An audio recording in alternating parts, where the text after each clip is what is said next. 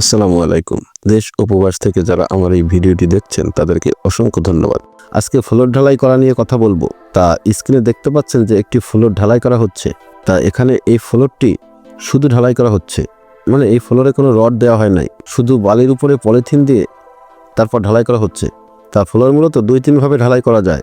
যেমন এখানে শুধু ঢালাই করা হচ্ছে, আবার এই ফ্লোরে নিচে ইটের সলিং করে তার উপরে ঢালাই করেও ফ্লোর করা হয়, আবার নিচে ইটের সলিং করে তার উপরে প্লাস্টার করে নেট ফিনিশিং দিয়েও ফ্লোর করা হয়।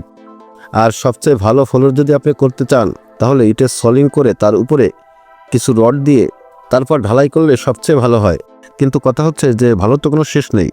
এখানে দেখছেন যে ফ্লোরটি ঢালাই করা হচ্ছে, এটা ব্রিক ফাউন্ডেশনের একটি বাড়ির ফ্লোর ঢালাই করা হচ্ছে।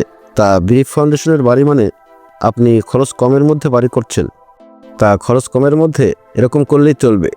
তবে আপনি যদি আরসিসি বিল্ডিং করেন ফাউন্ডেশন দিয়ে, তাহলে আপনি ফ্লোরটা রড দিয়ে করার চেষ্টা করবেন। তা রড দিয়ে করলেও চেষ্টা করবেন যে রুমের গাঁথনি করার আগে ফ্লোরটি করার। রুমের গাঁথনি করার আগে রড দিয়ে ফ্লোর করলে ভালো হয়। হয় কি, রুমের গাঁথনি করে যদি ফ্লোর করেন তাহলে ফ্লোরটা ততটা ভালো হয় না।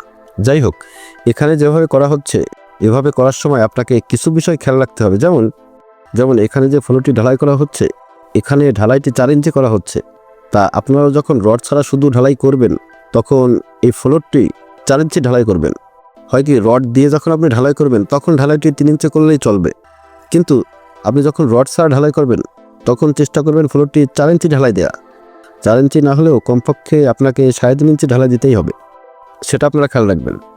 আর এই ঢালাই করার আগে আপনাকে ফ্লোরের বালি ভালোভাবে কম্প্যাক্ট করে শক্ত করে নিতে হবে, যেন ফ্লোরটি পরবর্তীতে দেবে না যায়। তারপর যেটা আপনি খেয়াল রাখবেন সেটা হচ্ছে যে বালির উপরে যে পলিথিনটা দিবেন ওই পলিথিনটা যেন কোনো ফাঁকা না থাকে বা ছেঁড়া ফাটা না থাকে, সেটা আপনাকে ভালোভাবে খেয়াল রাখতে হবে। হয় কি, ঢালাইয়ের নিচের এই পলিথিনটা যদি ছিদ্র থাকে তাহলে ঢালাইয়ের সময় ঢালাইয়ের মশলার পানিটা শুকিয়ে যাবে। এজন্য পলিথিনটার দিকে আপনাকে ভালোভাবে খেয়াল রাখতে হবে যেন পলিথিনটা কোনো ছিদ্র না থাকে।